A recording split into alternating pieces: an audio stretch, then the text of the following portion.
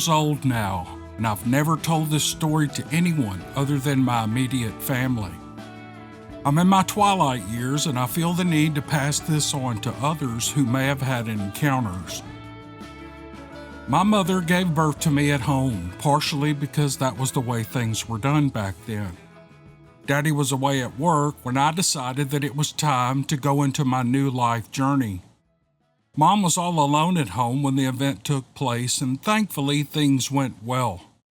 She and I were okay for the hour or so until Dad got home and ran and got the midwife. During the event, Mom looked out the window anxiously, waiting for Daddy. There was someone there, but it wasn't him. It was a large, hairy man. It scared her. Mom said the face smiled at her and then just turned around and walked away. I figured that it saw that she was okay and it went on with its day. My mother was deaf, and I grew up and I learned 2 languages, English and American Sign Language. When I was 5 years old, we moved to a farm in the deep south. I had all kinds of animals to play with, dogs and cats and chickens. You name it, we had it. We had a huge garden, too. Dad had made a large area for me to play in with the swing set and a slide and a sandbox. I had a tricycle and a radio flyer wagon, too.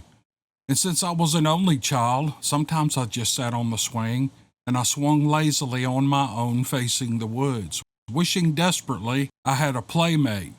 And one day that happened. I was swinging one afternoon when just inside the woodline I saw a small, dark, monkey-like thing looking at me. Well, I was fascinated with animals, so I wasn't scared. I got off the swing and went to the edge of the fence, and it smiled at me, and I smiled back. And I waved, and it waved back, and I stretched out my arm, and it stepped out further into the opening, and I could see that it was a boy like me, and I motioned for him to come closer. Over the next weeks and months, we visited each other at the woodline and got to know each other as best as we were able to. I could see that he was interested in my play area. Several times I found tracks in the sand, and the toys were not as I left them, so I suspect that he would come around at night when we were sleeping. One day when we were visiting at the woodline, his mother came out. She picked him up and took 2 giant steps to the play area and dropped him in. We were both a bit surprised at first, but what fun we had that day. With Dad off at work and Mom being deaf, we hooped and hollered and had a grand old time. Mom never worried about me because I never left the play area unless I went into the house. In those days, that was how things were done. My new friend pushed me on the wagon and he rode the tricycle. We swung on the swings and went down the slide together. This went on for months. I started calling him Buddy, and I would call for him whenever I was in the play area alone. I never told anyone about him, and I kept our play dates to myself. But one day the inevitable happened. The weather was turning cold, and I was so excited to go out and play that I didn't take a jacket. I'd been out there long enough for Buddy to come out and play when Mom stepped out the back door and walked to the play area with my jacket. And she stopped in horror and disbelief at the sight of Buddy and me having a grand time playing while his massive beast of a mother watched from just inside the woodline. And Mom let out a scream like no other, and Buddy's mom stepped out of the trees. Well, Buddy was scared out of his wits, and he jumped into his mother's arms. They were gone.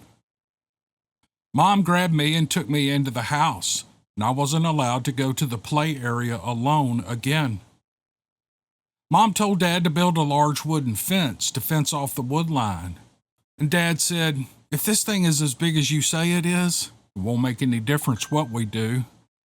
But Mom was adamant. She told him she saw that thing's face twice, and she would not tolerate seeing it a 3rd time. She told him to build the fence or they would be moving. Well, Dad did build the fence, and Mom finally calmed down. And I remember seeing her looking out the kitchen window, checking to see if anyone was there. But to my disappointment, Buddy and I never did have any more visits. A couple of decades, and I grew up and went off to college. I went to get a veterinary degree specializing in large animals. I never forgot my farm experience and my friend Buddy. When I graduated from vet school, I returned to my sleepy little town I grew up in to start a veterinary practice. Mom and Dad had passed on, and the old house was in some disrepair. I went out to the backyard and looked around. The old play area was still there. It's converted now to an old duck run with a wading pool that had a few holes in it. That old fence was still there, but it had a few sections missing from it due to age. The garden area hadn't been used in a decade or more.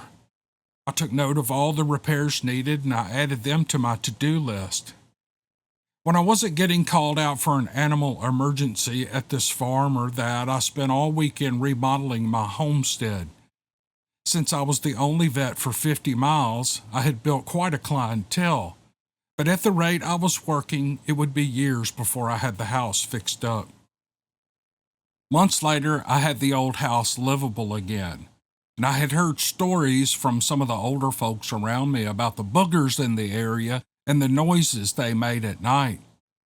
There are stories of crops being stolen and animals being taken and occasional noises around the area.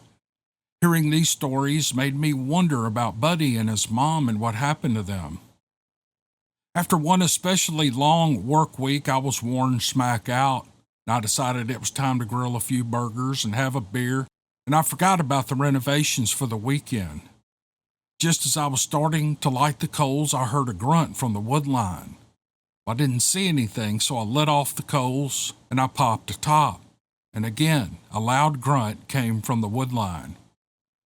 Me and my beer strolled over to that break in the fence for a closer look. And to my surprise, out stepped an 8-foot-tall behemoth of a male Sasquatch. When he spoke, I dropped my beer. He said, "Buddy." It was Buddy all grown up. I smiled at him, and he smiled back at me, and the next thing I knew, he threw me over his shoulder and he ran with me through the woods. He hauled my butt for miles, and at no leisurely pace.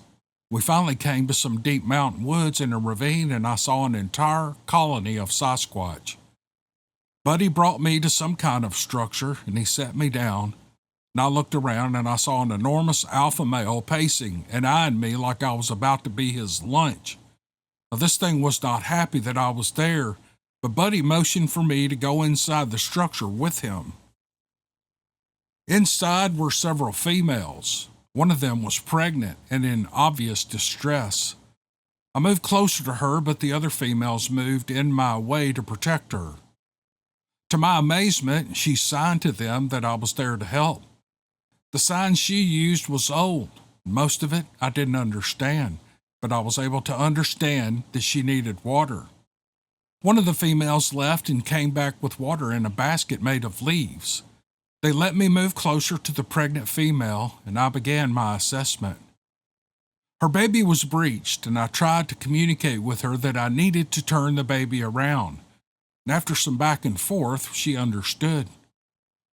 With Buddy standing guard outside, I put pressure on her abdomen to try to turn the baby. And for a newborn, I could tell this was going to be a whopper. I was not able to fully turn the baby on my own, though I had to sign with one of the other females that I needed her help. It took one human veterinarian and one female Bigfoot attendant, but after a tough few minutes, we got the baby turned around.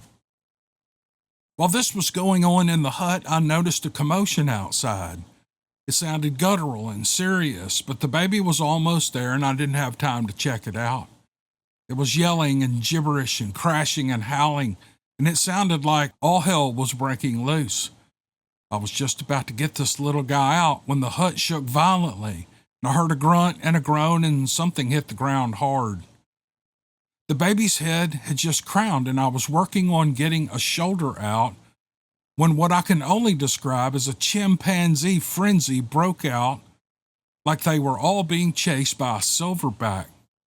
Out came the other shoulder, and I welcomed the newborn baby boy Sasquatch into the world. At this point, my job was done. They had been doing this for centuries, I presume, so I set the baby on the mama's belly I washed him off a bit and I stroked Mom's face and I smiled. And she smiled back, and I went out to see what the commotion was all about. I walked outside to one of the most vicious heavyweight fights I could imagine. There they were, Buddy and the Alpha, posturing each other. The first move was by the Alpha, and he tried to jump onto Buddy, but Buddy was too fast. He moved onto his back and grabbed the Alpha, and he kicked him into a big tree. The tree shook like it was going to topple over. The Alpha was really pissed off now, and he charged Buddy, and they came to blows. And if you've ever seen two grizzlies fight, it was like that, mixed with the power of two silverback gorillas.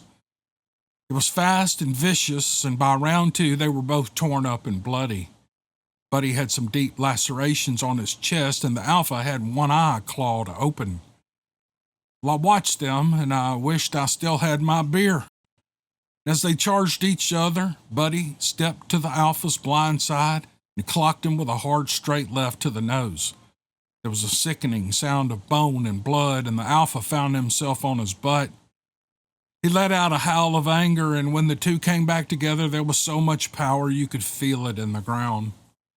Somehow, the Alpha, with obviously years of fighting experience, managed to put Buddy on the ground with an MMA-style move that would have made Royce Gracie proud. And then he started to pound on Buddy relentlessly. At that point, I began to worry for my safety. If the Alpha won, would I be able to leave? Would I survive the next minutes in post-fight? Just then, Buddy saw an opening and he pounded the Alpha's nose again. The pain gave Buddy the break he needed. The Alpha screamed in pain and rolled in the dirt. Buddy jumped up, went over to the Alpha, and pounded him into oblivion. Such was the way of things in this group, I suppose. The rest of the group quieted down after that, and I no longer feared for my safety. All the tribe came over and touched Buddy, acknowledging him as the new Alpha. Just then, the female who had just given birth stepped out of the hut holding the baby. Buddy went over to her, and both of them touched foreheads.